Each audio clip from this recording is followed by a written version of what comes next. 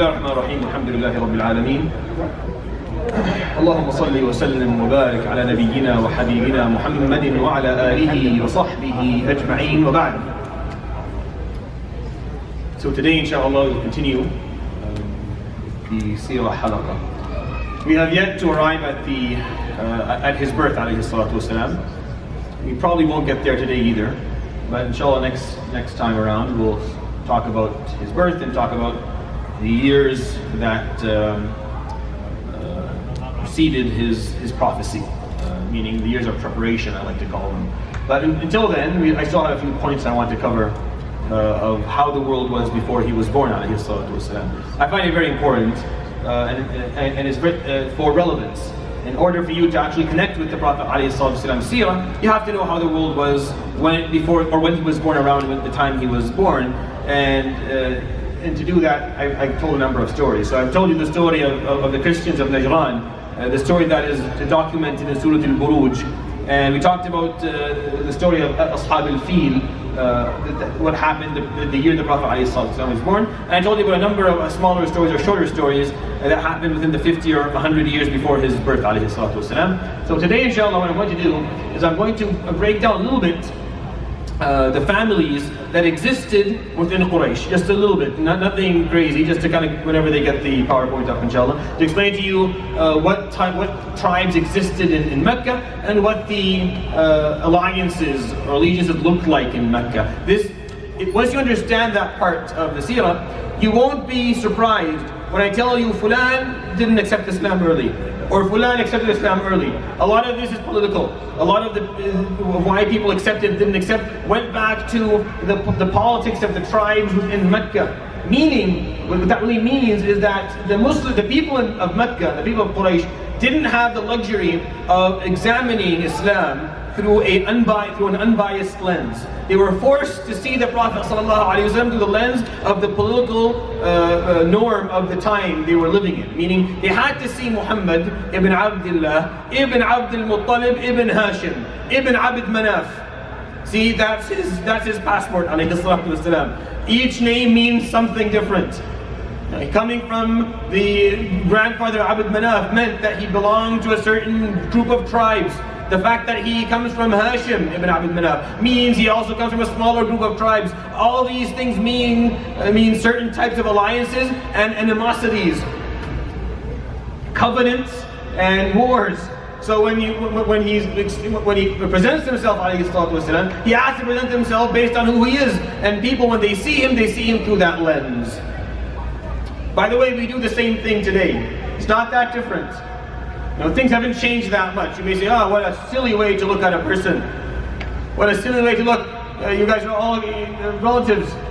Well, on the larger scale, all human beings are relative. It's just a number. I just counted 5 of his grandfathers. If I count maybe 50, we're all relatives sitting here. I'm pretty sure if you've got 50 names, we'll all be cousins. It's just a number. Right? If you think about it.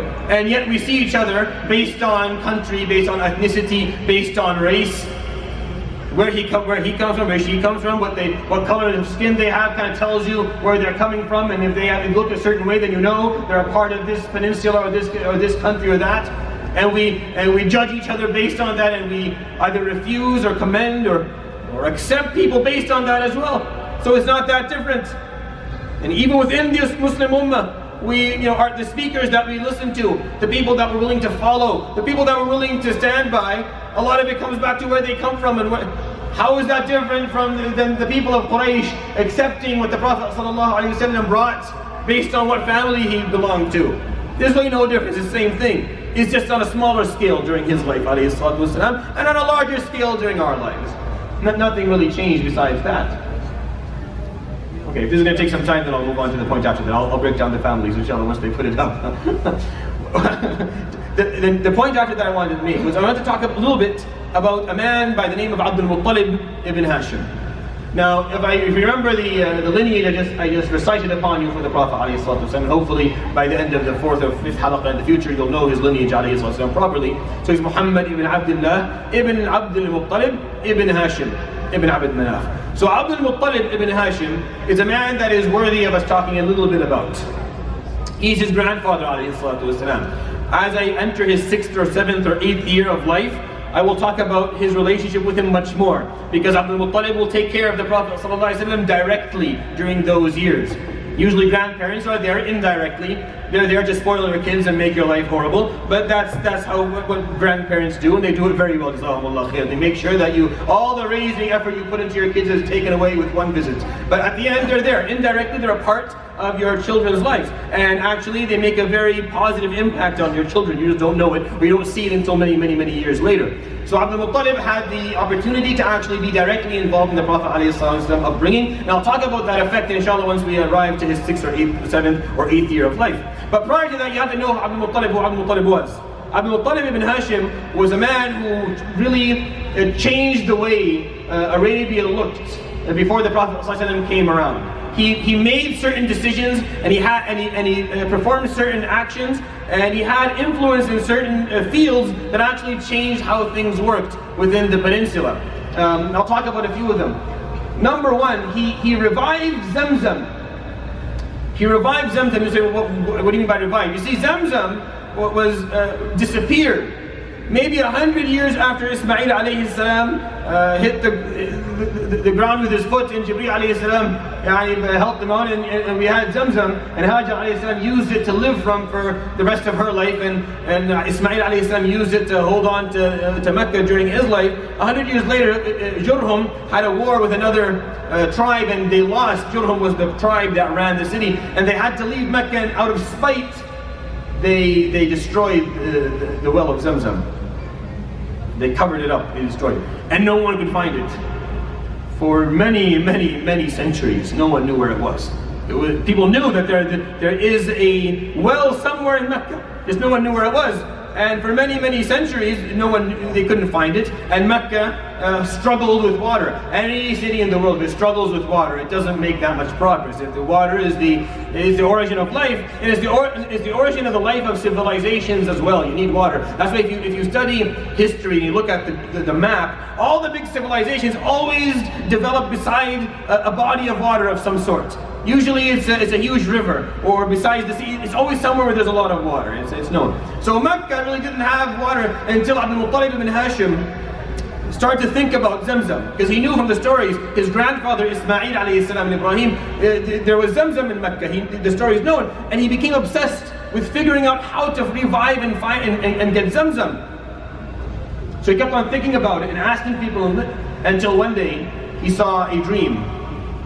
And in the dream, someone came to him and told him, "Uhfur barra," and left. And he said, "Dig something called barra, something that is pious or beautiful or brings piety."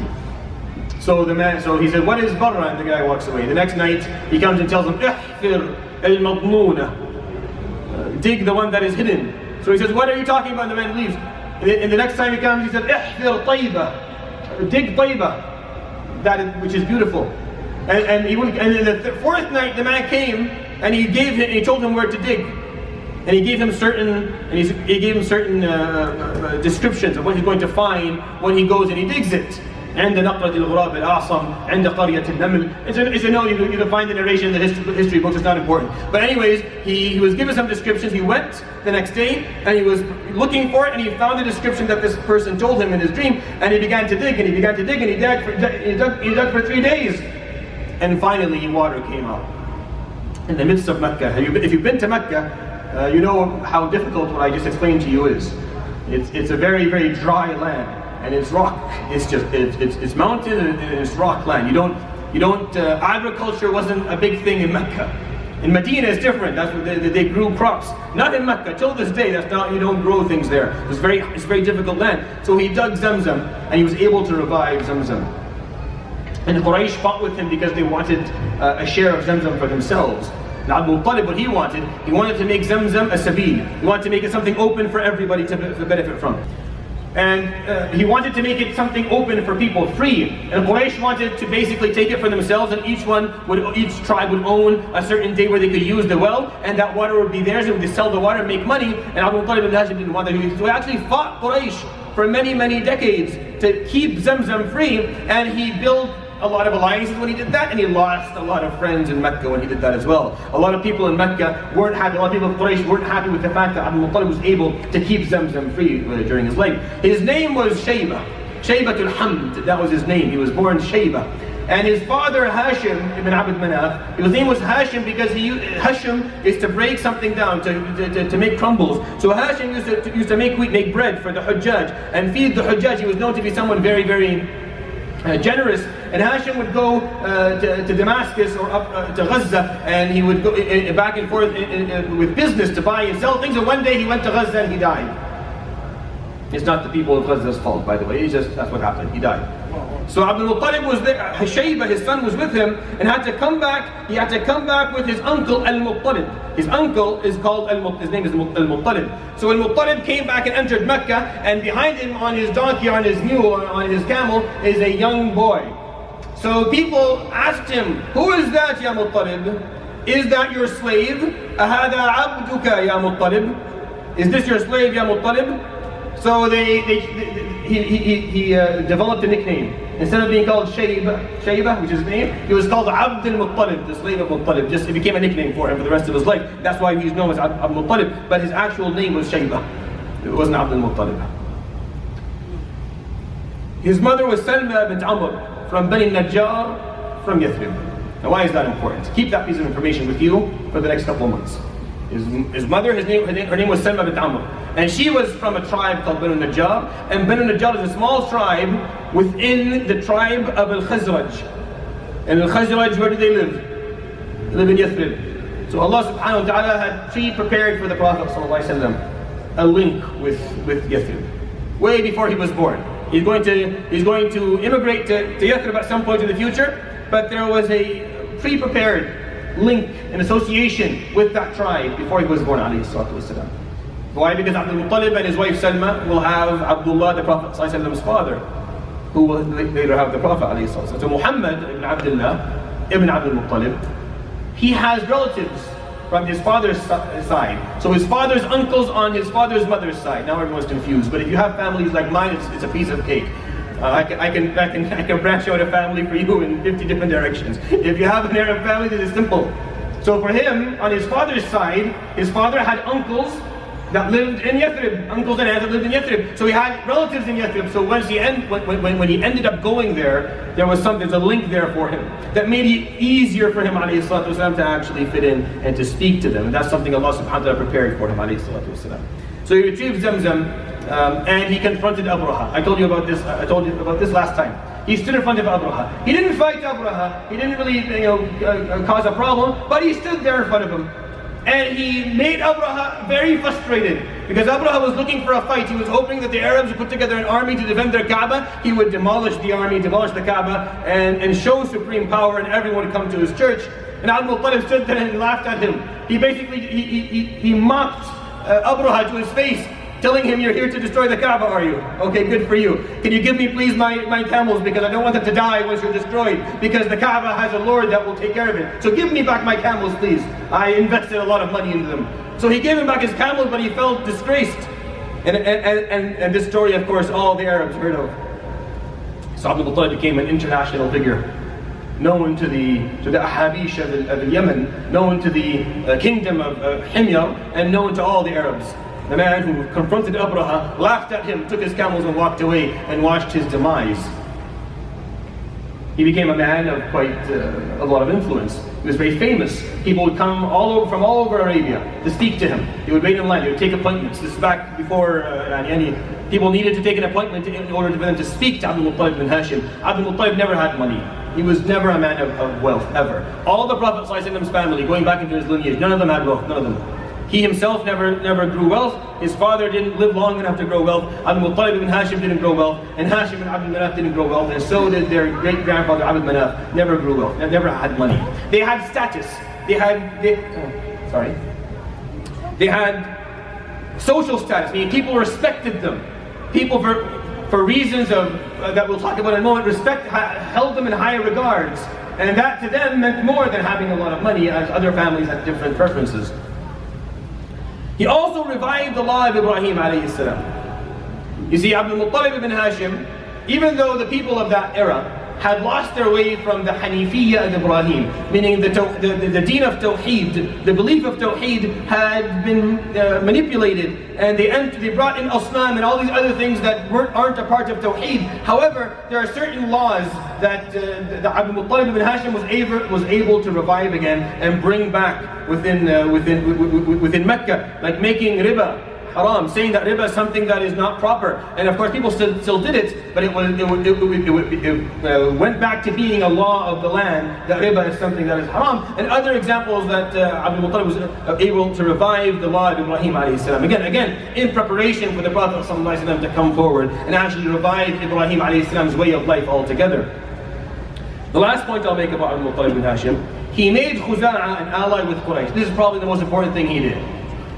Of course, everyone's looking at me like, well, that's not important at all. We've never heard of it, and it's definitely not important. Well, Khuza'a ran Mecca. They basically were the owners of Mecca for many years. They were the chiefs of Mecca for centuries upon centuries, until Quraish was able to overthrow them and then become the rulers of Mecca. So the bad blood between Khuza'a and Quraish was heavy, was known. They hated one another, and this was causing Mecca to be weak, meaning the city of Mecca was a weak city because it had two tribes in the middle of it that had been fighting over who will rule for many years. Abdul-Muttalib ibn Hashim was able to open the door for and to make alliances with Khuza'a, to the point where Khuza'a stopped trying to lead Mecca. If you remember, I told you who's the first person to bring idols into Arabia? He's a man called Amr ibn Luhay. I talked about him last time. Amr ibn Luhay al-Khuza'i. He was the chief of Mecca at the time, because Khuza'a ran Mecca at the time. So Abdul-Muttalib was able to make allies with Khuza'a. Again, later in the Seerah, once the Prophet ﷺ finally is able to sign Hudaybiyah, who's the first tribe to enter into his alliance? Khuza'a. The first tribe to sign with the Prophet ﷺ a treaty and to be a part of his allegiance, this is after Hudaybiyah, will be Khuza'a. So if you go back into history, you figure out a lot of these things were pre-prepared by Allah subhanahu wa ta'ala for the Prophet ﷺ. I'm going to go back to this here, and I'm going to use, I'm going to have to use the microphone to explain a few things, inshallah. Now, I'm not sure how clear this is to the ladies at the back, but this is the best I can do. So this is basically the Prophet ﷺ's lineage, and branching out from it are the different tribes, and under it are the names, or some names that are important for us to know. And you'll see how a lot of this will make sense. You can see there are there's a triangle here and there's a circle here. So the triangle is called Hilf al-Mutayyibin. There was an alliance in Mecca called Hilf al-Mutayyibin, and the Prophet ﷺ belonged to that alliance. So all the names that have beside them a triangle are a part of that alliance. Over here. And all the ones that have a circle around them are part of an alliance called Hilf al-Ahlaf. And it was an opposite or an opposing alliance that existed in Mecca. So you can look at all the circles, all these circles. So if you broke them down, you will find that Bani al-Harith, Bani Zuhra, Bani Hashim, Bani Abd Shams, Bani Asad, Bani Abd Manaf, all were a part of one alliance. And then if you look at the opposite alliance, you'll find Bani Adi, you'll find Bani Makhzoom, Bani Abd Dar, and Bani Sahm and Bani Jumah. Now, why is this important? Now, Abu Jahl, who does he belong to in terms of tribes? So right over here, you see? Makhzoom. Abu Jahl belongs to Bani Makhzoom. Khalid bin Walid to Bani Makhzoom. Hisham ibn Mughira to Bani Makhzoom. All three of them. Khalid bin Walid took him, how long did it take Khalid bin Walid to become a Muslim? 20 years. It took him 20 years to accept Islam. He was only Muslim for the last 3 years of the Prophet ﷺ's wife. Abu Jahl was known to be the worst enemy. Hisham ibn Mughira was an enemy, and his children continued to be enemies. They're a part of the wrong alliance. And we know that because Abu Jahl later on will talk about it. You'll actually say it word for word. I can never ever follow or be a part of anything from a person from Bani Abd Manaf. It's impossible. I can't do it. We've been against these people for many years. Banu Adi, from them is Umar ibn Khattab. You see, he's a circle. Umar ibn Khattab took him 6 years to accept Islam. Later on to become one of the greatest Khalifa that ever lived. One of the greatest rulers that the world has ever seen. It took him 6 years because he was a part of the wrong alliance. He didn't belong to the right group. Banu Sahm, you can see here in circle, under it, Amr ibn al-As. Amr ibn al-As took him 20 years as well. Even the names that we know as Muslims took him a bit, because they weren't able to see Islam through the unbiased lens of what the deen was teaching. They had no choice, they had to see Islam through the lens of the political agenda that was running the time. I am telling you this because we still have the same problems today. This hasn't changed. This is what I'm telling you this because this has not changed. It's exactly the same. So don't mock them and don't think we're better than them. Don't look at them and say, look, why would they do this? Why would you be 60 years late? The fact that he accepted Islam was a miracle. When Umar al-Khattab accepted Islam, no one believed. No, impossible. Someone from Bani Adi is going to follow someone from Bani Hashim? That's a joke. That's a joke. It can't happen. It can't happen. They hate each other. And yet Umar al-Khattab became the Prophet's most beloved companion. And the examples, of course, are many. Now, why is Quraish called Quraish? Where did Quraish come from? So look at the Prophet's lineage. He came here, والسلام, from Hashim, Muhammad ibn Abdullah ibn Abdul-Muttalib ibn Hashim. Hashim is the first person to do Rihlat al-Shita wal-Sayf. The travels back from Yemen to Damascus, he started it. Hashim. Ibn Abd Manaf, over here. Now, Ibn Qusay, this guy over here. Qusay is called Quraish al-Asghar. His name was Quraish al-Asghar. Qusay came to Mecca. Mecca people were fighting. Quraish wasn't ruling. He was able to remove Khuza'ah completely, and he brought all the tribes that existed that came from Kinana and Nadr bin Kinana, and he united them, and they said qarrashahum, meaning he brought them together. He brought something that was divided, and he combined it all together. And from that moment on, the tribe was called Quraish. From that moment forward, that was called. There's another narration that says that Quraish is actually someone else. It's this man up here, Kinana. They said that he one day walked out of his house wearing a piece of clothing that he was holding on to like this. And when you hold on to something, combining it, they say in Arabic, taqarrasha. That's the usage of the word. And from that moment on, he was called Quraish. I don't know. It doesn't really matter that much. What's important to know is that the tribes that lived in Mecca, besides even Khuza'ah, they all came from Kinana. They all came from this same person here. And these tribes were known to have certain ethical statuses that I'll explain in a moment. Meaning, like I told you about all the negative stuff that Arabs did back in the day. All the negative stuff, the political negatives, the social negatives, the ethical negatives. Yes, they were the norm, but certain families held on to the laws of Ibrahim alayhi salam, the ethical laws of Ibrahim alayhi salam that I'll explain in a few minutes. So Qusay ibn Kilab, Ibn Murrah, Ibn Ka'ab, Ibn Lu'ay, Ibn Ghalib, Ibn Fihr, Ibn Malik, Ibn Nadr, Ibn Kinana. And this is the Prophet ﷺ's lineage. And this was a passport for you. Knowing who you were, when you walked in the land, people knew you based on it. Where are you from? And the farther you went, the higher the grandfather that you had to talk about became. So if you went ﷺ way to the north, none of these names meant anything to people in the north. You'd have to tell them, I am from Mudar, Ibn Nizar, Ibn Ma'ad, Ibn Adnan. Which is obviously someone besides me, right? So the Adnaniyin are the people who come from Ismail alayhi salam. So you have to say himself, I'm from Mudar. Because there's a whole other tribe called Rabi'ah that has a completely different group of people. It is important because you were known based on these things back then. And none of this has really changed that much. We just use different names. You don't know Abd al-Dar and Abd al-Manaf and Abd al-Qusay and Asad and Nawfal. Don't know these names. We know countries. Countries and backgrounds. And if you came from a country, it becomes even more specific. Which city do you come from? And based on the city, we judge you. And then within the city, it's very simple. Which neighborhood do you come from? And then we know, based on the neighborhood, which school you went to. Becomes easier. And then if you break it down to families, if we're all one big family, Bayt Rajah, one big family. But if you bring us all together, I ask, well, which part of Bayt Rajah are you from? Oh, you're from that part. No, they don't know anything. They know nothing. And then with the smaller part, okay, with this smaller part, who is your grandfather? Oh, you're from that. And it just keeps on going. It never ends. It never ends. I hate it when we act like we're ethically superior to something that has not changed at all. That is still there. It's still strong and going. And we're still practicing it on a daily basis. And it has the same effect that it had back then. It's just a bit masked. It's masked a little bit. Not a lot, just a little bit. All it takes is the right scenario to present itself. And all the masked, and everything that is masked, and all that's hidden will immediately present itself. And if you don't believe me, just watch the news. Muslims are fighting all over the planet. Muslims who are very similar, same language, the same tan, the same family names, they come from the wrong part of the side of the border. And immediately it turns into an issue of racism, and people start harming one another. Knowing this is not to build racism, it's just to understand, when I tell you that Uthman ibn Affan accepted Islam, he's from the wrong tribe as well. He's from the wrong group. He's from Bani Abd Shams. Look at Abd Shams at the circle around his name.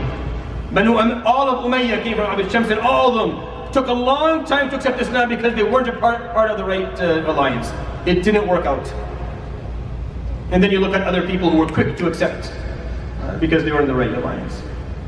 And that just tells you that even the Prophet ﷺ was facing a problem that most of us, meaning he had to deal with an issue that most of us don't even know about. They don't even know about. All right. Before I move on from this point, I want to talk about something quickly. You see, Abdul-Muttalib ibn Hashim, the reason I talked to you about him, not because you could have easily known this Seerah without specifically knowing about it, but I do have a point. He was the Prophet ﷺ's grandfather. He grew up ﷺ, hearing of what an honorable man his grandfather was.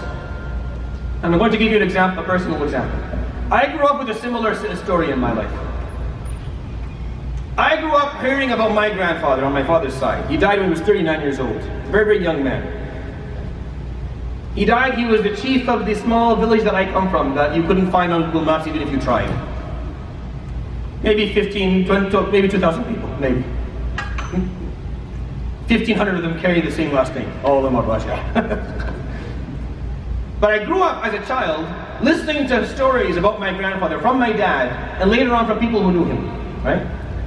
And for me as a young boy, it built an image in my mind that I had to live up to. I later found out that 50% if not more of the stories were all untrue. But it didn't matter, because during my early years, I needed that. As a child, I needed to know where I came from, and who do I have to look up to, and what runs in my own blood, and what person can I associate myself with, so that I raise the bar for myself in my life just a little bit. This is an important point you need to make in your life. You need to tell your children about their elders. You need to tell them about their grandfathers and your grandfathers. Give them people to hold on to. I'm not telling you to go crazy and start lying. Right? That's not what I'm trying to say. But what I am trying to say is that tell them about figures who were great. Every person, no one's perfect.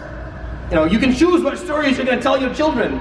But think of your own dad or your grandfather. You must have someone in your family, a great individual, or a grandmother. On the same note, my sister grew up hearing of my grandmother, who was a lady who took care of 10 children after her 39-year-old husband died. And all of them became doctors and engineers and teachers. And they had nothing but 2 cows and a piece of land. Again, something for to grow up listening to. This makes a difference in the psyche of children. It changes the way they think. I know now that if my dad didn't tell me the stories of my grandfather, I used to make fun of him when I was 15. I'm like, yeah, you're going to tell me the story when my grandfather picked up the tractor with his left hand, not his right hand, and all that other stuff. But now when I think about it, those stories made me who I was, who I am today, because he raised the bar for me in my mind. This is who you need to be like. You have to be like that person. And if you're not like that person, you're nothing. And I had to work hard to prove that I can be someone like that. Or else I didn't live up to my own lineage, my own heritage. Make sure that you connect your children to their grandparents and tell them about individuals in your family history that are worthy, that are strong, and that will go a long way with them. It means a lot. The Prophet ﷺ grew up being told, your grandfather is Abdul-Muttalib ibn Hashim, you're Abdul-Muttalib's grandkid.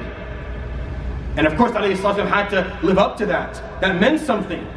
He had to be someone who had the same ethical code that Abdul-Muttalib had. Someone who cared for people, because Abdul-Muttalib made zamzam free. That's why people loved him. The stories I used to hear, my grandfather used to take food to people in the village when he had a bit, extra money. I remember an old man came and told me once, I was an imam of a small masjid, all of them were elderly people. He used to tell me stories of my grandfather. So one story is, your grandfather used to bring lahm, which is meat, from a kharoof or from a baqarah, either beef or veal or whatever, to people. But he used to know that I like chicken, so he used to bring me a faroosh for me. That's what he used to say. The useless story. But I used to think of it as a kid. That this left an impact on this man. He is 75. He can barely see. He can't remember the name of his own children, but he remembers his story of someone who used to care for, used to take a moment to show him some kindness that he didn't have to do. And he never forgot it, and he shared it, and that made a difference. Abdul-Muttalib ibn Hashim is an important figure for us to know, because the Prophet ﷺ grew up hearing about him. He died, the Prophet ﷺ was 8 years old. So how much does he really remember of him? Not much. But that doesn't mean that he does not understand that I belong to someone that is great, and I need to be great. I know that everyone here has an individual in their family they can easily tell their children about this. Easy. Even if they're bored, even if they're tired of hearing the stories, keep on telling them about Jiddu Ahmad, or Jiddu Ali, and Sittu Amina, and tell them about these stories. And then tell them about the stories of the higher level grandfathers, like the names we're going to talk about here in the Seerah. When I tell you the stories of the Seerah, I tell you about names you can tell your children about. Because one way or another, we're all descendants of that generation. So I tell you about Abu Bakr and Umar and Uthman and Ali and Talha and Zubayr and Sa'id and Sa'ad. I'm telling you about people that you can connect your children to. And I think that's one of the reasons why our sisters struggle. Because we don't talk enough about Aisha and Khadija and Fatima and Fatima bint al-Khattab and Salma and Rayhana and Ruqayya and Kulthum. We don't talk enough about the people and Salama and all the great names of the ladies who, without them, Islam actually wouldn't have made it. We don't tell their stories, so they don't have these individuals to hold on to. There's a known psychologist today by the name of Philip Zimbardo, and he talks about the demise of guys. I'm taking a moment and talk to the guys here. He talks about the demise of guys. The TED Talk, you can look it up, it's like 6 minutes or 7 minutes. And he talks about how young men aren't performing as well as they used to do just 50 years ago. That males are underperforming in every single field of life. And in his mind, he's an atheist, doesn't believe in God at all. But in his mind, the number one reason is fatherlessness.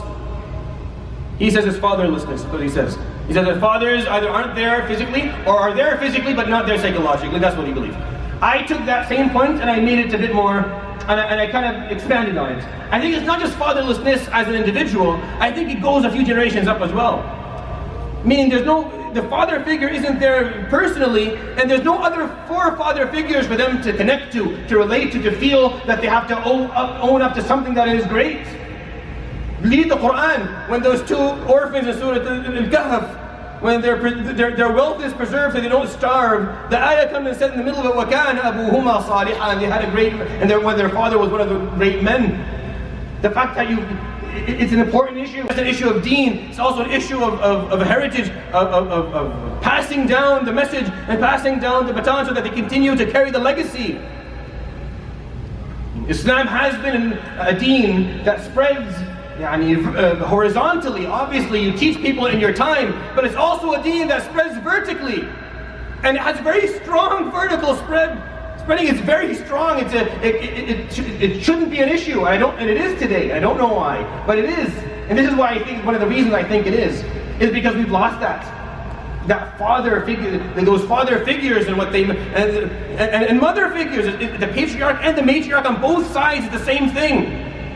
I believe that losing that, the vertical legacy of Islam is being lost. The horizontal does nothing if the vertical isn't strong. If the vertical doesn't hold on strong, if you don't make sure your son and your daughter are better Muslims than you are, then the horizontal spread of the deen doesn't do much. It doesn't do much, because the horizontal spread means someone learns Islam, it's new to them. It's new to them. Obviously it's going to take them time to understand it, to own it. But you've been a part of a family that's been Muslims for 1,000 years. What are you doing? Why aren't your children holding on to it more than you? This is a vertical passage down. The legacy has to continue strong. It doesn't. And it's not, we're seeing it's getting lost slowly. Not just in this country where the majority aren't Muslims. It's all over the globe now. We're failing to pass it down. And I think, the reason I talked to Abdul-Muttalib ibn Hashim is because I think it's an important point. He affected the Prophet ﷺ a lot, more than I can tell you. He'll talk about him during his life. The Prophet ﷺ will later talk about Abdul-Muttalib ibn Hashim many times. His bravery and his ethics. And I think it's something worth thinking about. Alright, that rant is over. So now we move on to the next one. So I talked about a lot of the bad things that existed during the Prophet ﷺ's life. Now, when I talk about the bad ethics, whether we're talking about politically, ethically, socially, the bad practices that we know are bad, of course not everybody did them. But whenever we talk about something that, when we look at a society, we have to look at the best ethics and we have to look at the worst ethics. And that's how you know how this society works. So a society that doesn't have a law is a society that has a lot of really horrible ethics that are spread. An example being, the burying children alive. That is a concept that is completely foreign to us, alhamdulillah, today. We don't understand it. We can't understand how people would think of doing it, but that happened back then. Meaning that the bad stuff were really bad. The ethics had dropped. It doesn't mean that there weren't people on a higher level. And the Arabs had some good stuff. I think that these good stuff are one of the reasons Allah subhanahu wa ta'ala chose the final prophecy to be amongst them. And He chose the Prophet ﷺ to be amongst them. Because they had a few things going for them. Number one, they had honor. What do I mean by that? You were owned by your word. If you made a promise, if you said something, that's it. You would see it through. If that meant you had to give up your wealth, if that meant you had to give up your life, you would happily do it. Honor was a big deal. Back in the day, this was something that meant a lot. Forget about contracts and signing. No. If I asked you, will you do this for me? And you say yes, khalas, I walk away knowing. Unless you're someone who, you're looked down to on. People condescend to you. If you're someone who can't hold their word. If you watch medieval movies, then you know exactly what I'm talking about. This was a thing all over the world. But the Arabs, it was a big deal. There are a lot of stories, I'm not going to bore you with stories. A lot of stories of people who went from being extremely rich to losing everything because they made a promise one day. 50 or 60 years ago. They would never break their promise, they had honor. That's why in wars, there was a code. There were codes. You would never kill the messenger, right? In war, there would be duels. During the duels, no one would interfere. Only 3 people would fight. This took honor. Because you could easily take advantage of that, right? And win the war and say, well, I used whatever. No, there's honor, you can't do that. You would never hit someone from behind, ever, ever. If you did that, you would be shamed for the rest of your life. There's no honor in that. You never harm someone from behind. By the way, within Kinana, you never hit a woman. If you hit a woman, you are shamed for the rest of your life. And this is known within names of people who did it, who were completely excluded from their tribes and removed. Because there's no honor in that. Why would you do that? Integrity. They had integrity. Izzat nafs. I'll tell you a story, just a fun story. There's a man called Amr ibn Hind. Amr ibn Hind, he was named after his mother because his mother was from the great, she was from Al-Harith ibn Ma'as, from a known a man very famous, from a famous tribe. So he was known by his mother, not his dad, because his dad had less of a strong lineage than his mother did. And he was one of the kings of Al-Hira. He was one of the kings of Arabia. He's Amr ibn Hind. He was sitting amongst his people once, and he said, is there anyone on earth or in Arabia that his mother or his wife would refuse to serve my mother? His mother, Hind bint Al-Harith. Is there anyone? So they said, yes, there is Amr ibn Kulthum and his mother. They would refuse. Amr ibn Kulthum was one of the known brave men of Arabia, one of the known poets. So he said, well, call him over. I have business with him anyways. I need to help him fix a problem between 2 tribes. Bakr and Taghlib had been fighting for years. And he wanted, Amr ibn Kulthum had asked Amr ibn Hind to help him out. Well, let's see if this happens. So he brings him in. So Amr ibn Kulthum is sitting with Amr ibn Hind and the 2 mothers and a bunch of other ladies sitting somewhere else. And the king's wife, the king's mother, tells Amr ibn Kulthum's mother to give her something, bring her a pot. So she would answer her, if you want something, you can get it yourself. So she would repeat it again, get me the pot, and she would say the same thing, if you want to get it yourself. And then she said it the 3rd time. So the mother of Amr ibn Kulthum, قالت وَاذُ اللَّهِ, I've been humiliated. فقام عمرو بن كلثوم فقطع رأس الملك. And Amr ibn Kulthum got up and he chopped the king's head off. And he said 200 verses of poetry. ألا هبي بصحنك فاصبحينا ولا تبقي خمور الأندرينا أبا هند فلا تعجل علينا وأنظرنا نخبرك اليقين بأننا نريد الرايات بيضا ونصدرهن حمرا قد روينا ألا لا يجهل أحد علينا فنجهل فوق جهل الجاهلين. A very known poem that became one of the mu'allaqat, one of the pieces of poetry that were written in the water of gold by gold water and put inside the Kaaba. And he took his mother and left. Crazy story. Totally happened because it was narrated all across the board within a span of 100 years. Integrity. They would never accept anyone to mistreat them. They would never accept being humiliated. This can be taken both ways. This can be taken in a very bad way, an evil way, and it can be taken in a good way as well. Where you hold on to your personal integrity. You respect yourself. You respect yourself. You don't allow people to mistreat you. Whether at school or in the workplace or wherever you are. You refuse people to mistreat you. You don't accept people to say something to you that is negative, that they shouldn't say to you, that they don't have the right to say to you, because for some reason you feel embarrassed of who you are. You don't let someone say something Islamically racist to you, ever. Wherever you may be, you refuse that and you stand your ground. Whether it's a colleague, whether it's a teacher, whether it's an employer, whether it's whoever it may be, you refuse it. Random people who seem to have psychiatric issues, leave them alone. But I'm talking about within issues, where you work, or where you live, or where it matters, where you feel targeted. You should refuse to be humiliated and mistreated. It's a part of being a Muslim where you have this level of integrity where you're not okay. You're humble. People who come to you with their problems and their need, very humble, but not when someone humiliates or mistreats me. This is a part, the balance of that is really important. The Arabs had a good balance of it, where they respected themselves. And you had to treat them with respect. You had to demand respect in your life. You have to only accept being respected. We don't do a good job at it. Wallah, we don't. I know, because I grew up just like everyone else, with the same fear, the same insecurities and same problems. Make sure that you have integrity. Again, one of the issues that we're going for now. They had very strong communication skills. They had language proficiency. If anything, they were the kings of literature at the time. As I said, 200 verses of poetry, he said right on the spot. I don't know if that's impossible. It's almost impossible, I can't imagine. But unless you have a command of the language that is insane, that's impossible. But the command of the language that they had allowed them to be supreme communicators. They knew how to get a message across. They knew how to speak, they knew how to be heard. They made sure that they communicated efficiently. And the strength that they had within their language made sure that when the Prophet ﷺ brought the Quran, when he brought to them the message of Allah subhanahu wa ta'ala, it would be properly understood, and thus it would be properly practiced. And it would be an evidence that this book is truly miraculous, because they spoke the language better than, they had command of the language that was impeccable. But the language also had a strong impact. A piece of poetry, one verse of poetry was enough to remove a tribe from a full country. One verse of poetry that didn't go the right way could ruin your life, because it became immediately, it would catch on and people would say it. I'll tell you a quick story. There was a group of people that were called, that a poet said something negative about them in poetry, and he called them Banu Anfin Naqa. He called them the sons of the nose of the camel.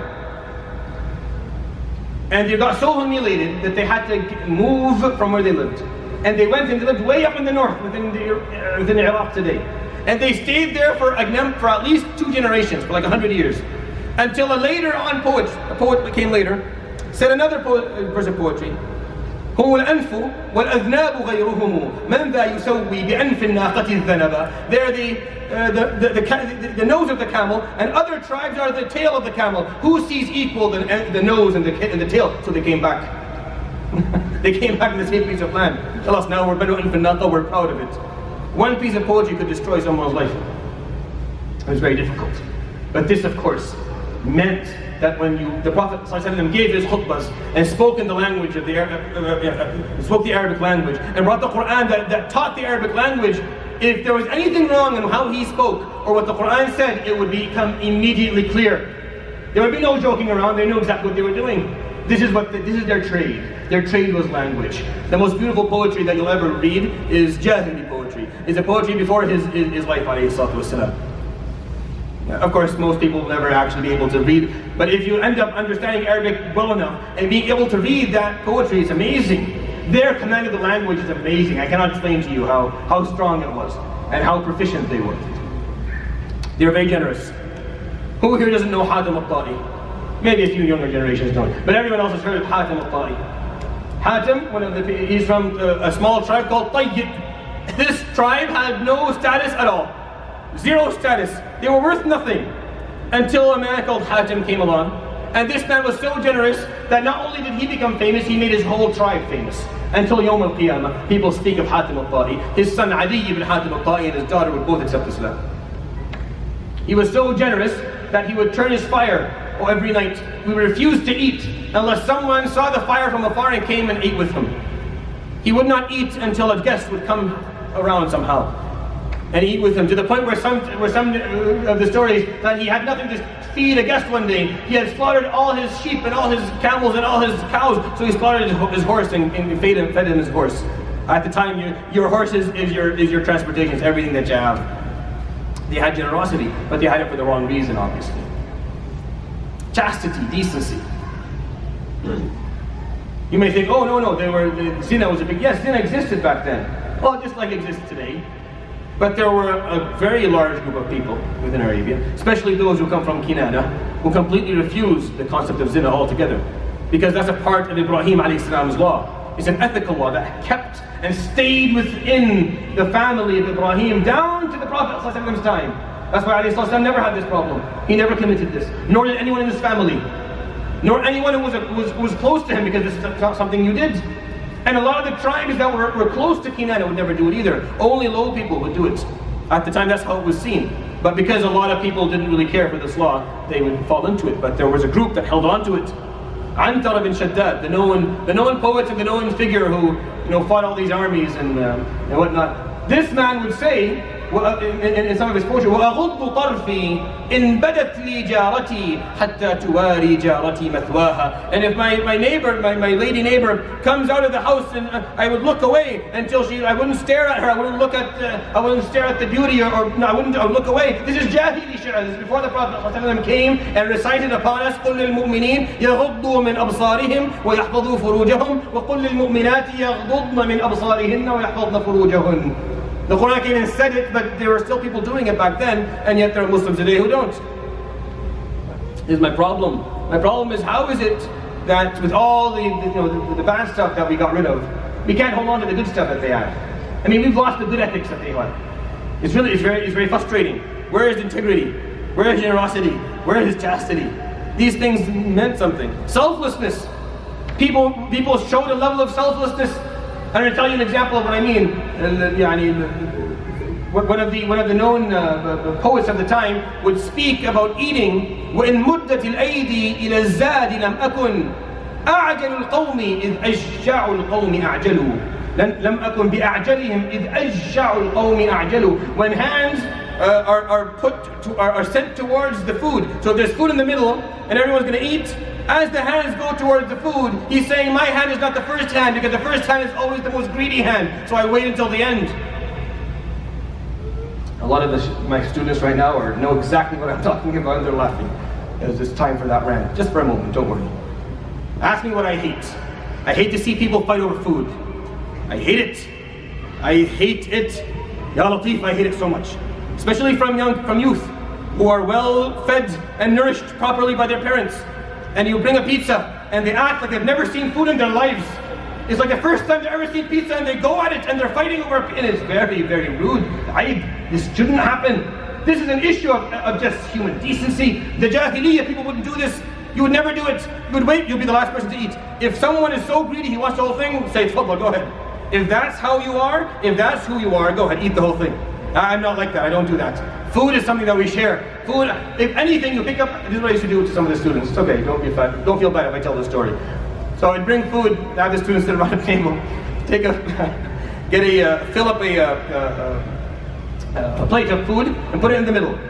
And wait, the first person to pull it towards himself, he was the last person to eat. Okay, you're last, and then put it back in the middle. And then the second person would pull it close to himself. Okay, you're the second last person to eat, and leave it there. And it took maybe 3 or 4 people until they understood. And then one person would push the piece of food, the plate to someone else. Tamam. And then I put the food in the middle. Yeah, what are we going to do? And I wait there and I stand. And it would take them like at least 3 or 4 tries. And these are good young men. And they're good boys. Yeah, they're men now. But it's the mentality that they were grown up, were raised with. This is a Jahili issue. Before Islam, he's saying, when hands go towards food, I'm the last person. Because the most greedy person will put his hand first. I'm not greedy. I'm not hungry, alhamdulillah, my parents have fed me well. Amongst people in their 30s, tell doctors in the hospital that there's free food. Where is some of the doctors here? And see what happens. People in their 40s are running towards food. And I don't understand it. It doesn't make any sense to me. Because this is an issue of integrity, of respect, of some selflessness. It's not proper. Make sure that whenever there's food, you're offering it to others. You're not taking it to yourself. Don't take and walk away. Offer. It's an Islamic trait. It's a human, decent trait that we've lost. Bravery. Many of them were brave. Many of them would stand their ground, and they would rather die than someone say that they ran or they turned their back. They took pride in the fact that their backs, there were no stab wounds in their backs.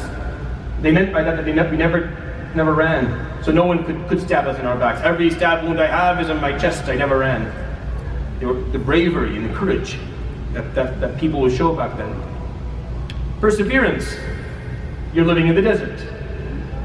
How many animals live in the desert? What types of trees grow in the desert? Nothing can live there. Very few animals are capable of living in that climate. Very few trees can grow in that climate. And on the same note, very few types of people can actually survive in the desert. So the Arabs had perseverance going for them. They could put up with poverty. They could put up with thirst and hunger and difficulty. And of course that was going to be needed. If Islam was going to survive, it needed a group of people who had perseverance. Perseverance was a part of who they were. And the Prophet ﷺ would teach us this as our lives move forward. And we've lost a lot of that as well. We don't have perseverance. We're very habit-oriented. Everything has to be set up properly. Anyone who's left this country and went and worked with people who were in need overseas knows deep inside how they felt when they didn't find their mattress to sleep on, and there wasn't the right pillow, and the covers weren't proper, and the light wasn't well, and this wasn't working, and there wasn't running water, and that wasn't, nothing works, and they're going to lose their minds. They come back in a week, and they act like, no, alhamdulillah, but they know deep inside, it was an embarrassment to myself. The Arabs had perseverance back then.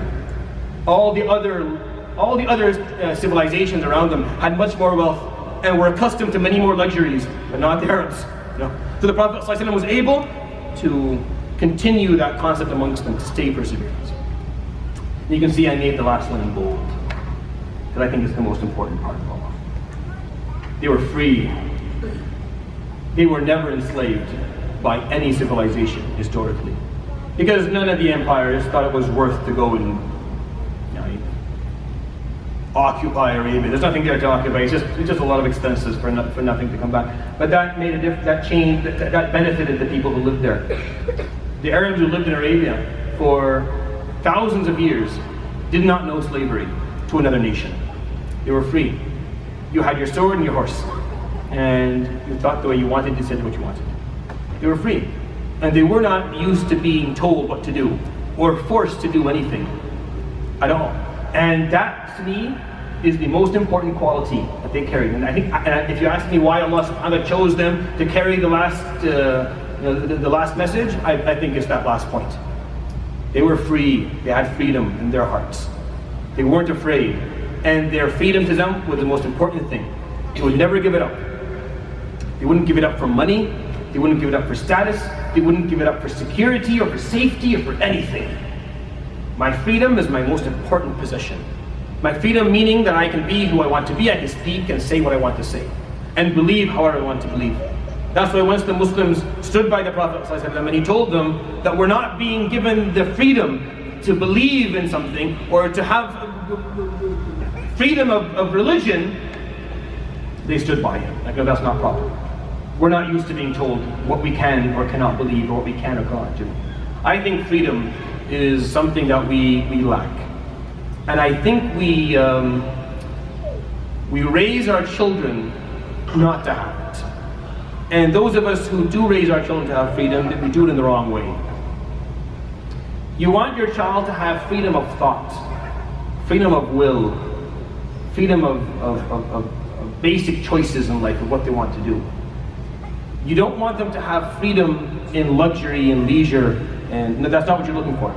You're looking to give them strength in their personality so they can speak, so they can have an opinion, and they can express the opinion, and they can learn to stand by that opinion, and they can learn that their choices are something that they carry.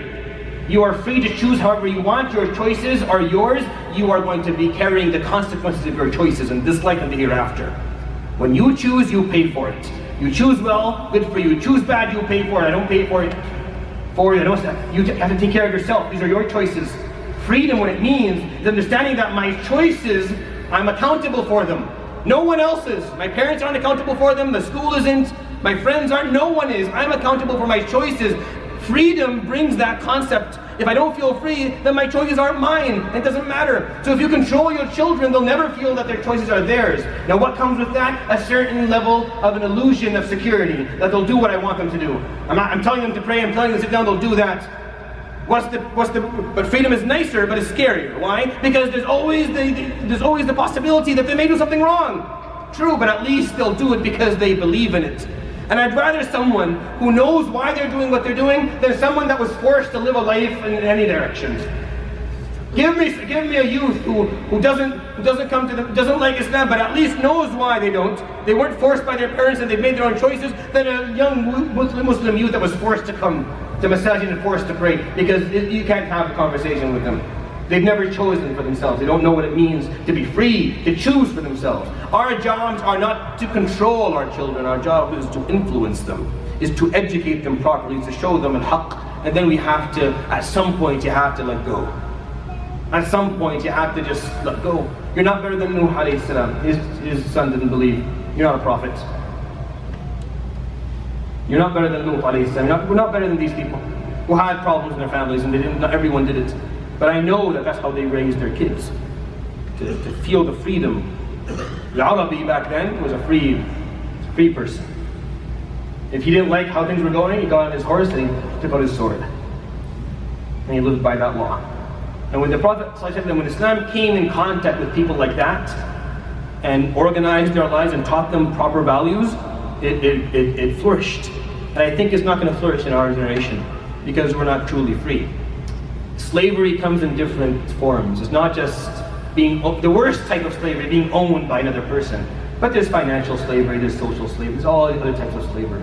They're just as bad. And break down the character and bring down the integrity and the personality just as bad.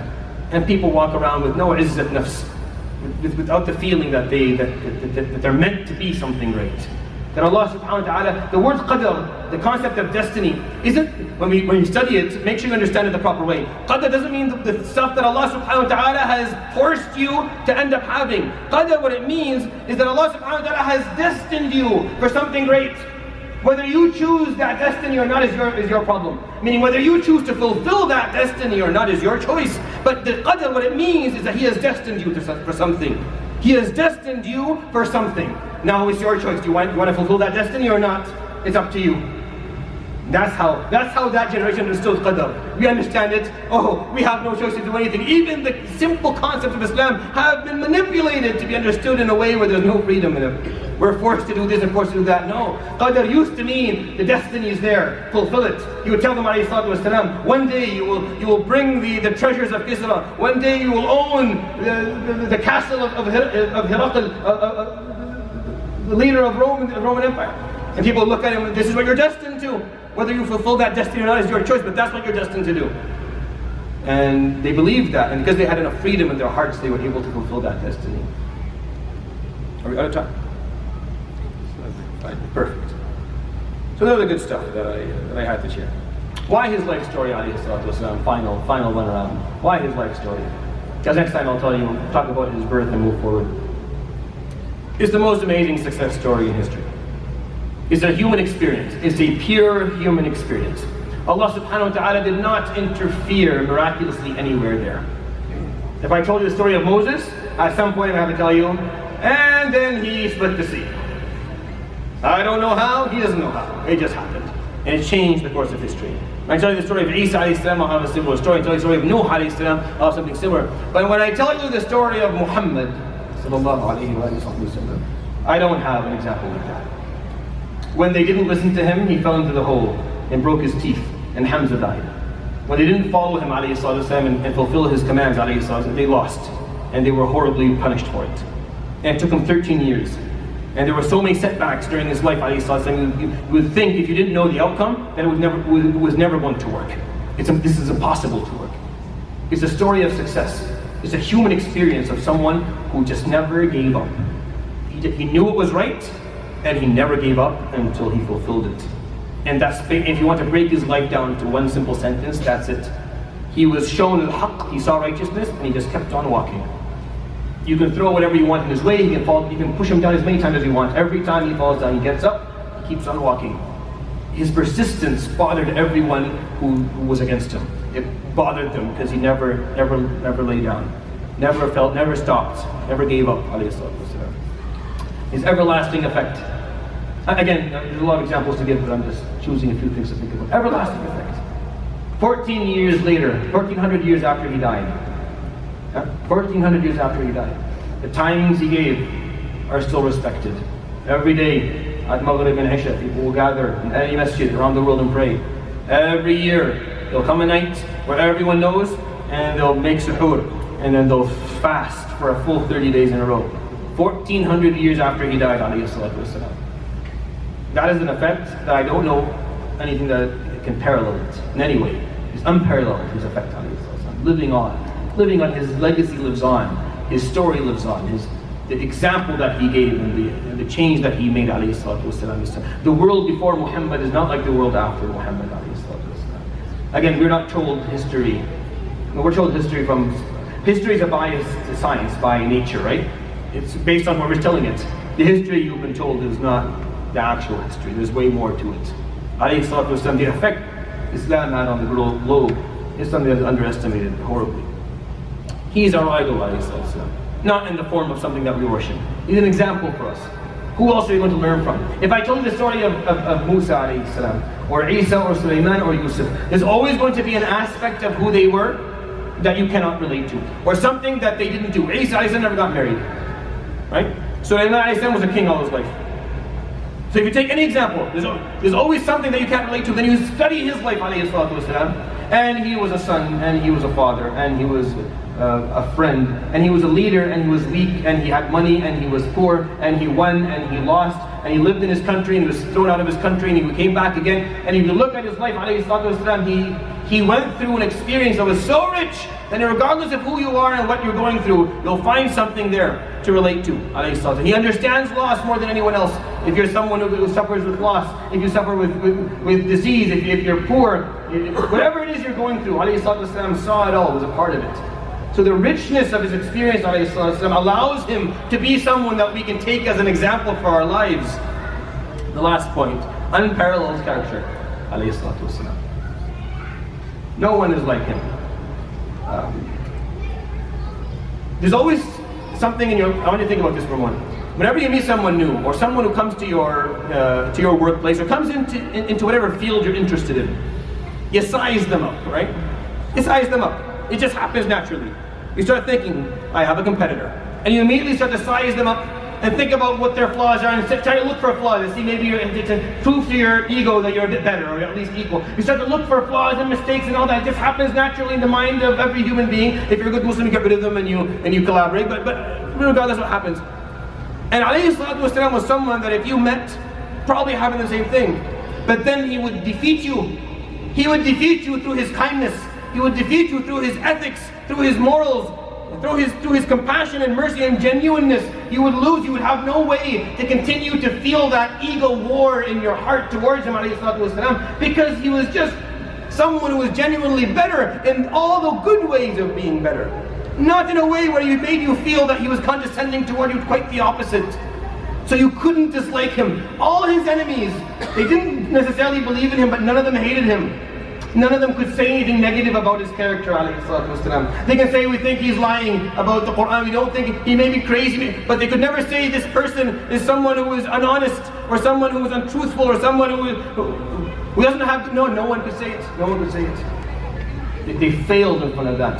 I will end with a story before we go for salah about him, alayhi salatu wasalam. I love this story, it's my favorite. Jabir ibn Samurah radiyallahu anhu قال كنت يوما أمشي وجهة القمر ليلة الرابعة عشر. I was walking one night and it happened to be that I was walking towards the moon. The moon was this way. And I was walking towards the moon. And it was one of those middle nights of the lunar month, and it was a full moon. And I was looking at the moon. فأخذت أنظر إلى القمر أسبح الله. I was looking at the qamar and I was saying subhanallah, how beautiful. فإذ برسول الله صلى الله عليه وسلم يأتي من وجهة القمر, and then happened to be the Prophet ﷺ was walking from the opposite direction. He was coming. فيقول فأخذت أنظر إلى القمر وأنظر إلى وجه رسول الله.